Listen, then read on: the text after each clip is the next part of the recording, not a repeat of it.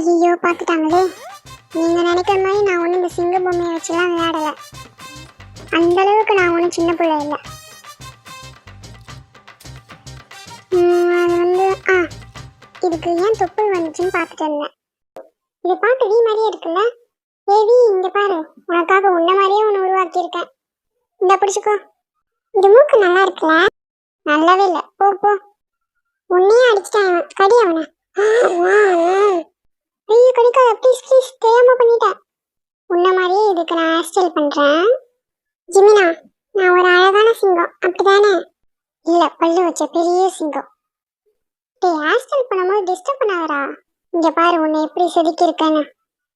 எல்லாம் பண்ண சரி, மேக்கப் யார் போடுவா? குடு போடுறேன். இந்த பவுடர் போதுமா, இன்னும் கொஞ்சம் வேணுமா? ஜிமின் ரெடி பண்ண இந்த பவுடர் போட்ட சிங்கம் என்ன மாதிரி இருக்கான்னு கமெண்ட் பண்ணுங்க.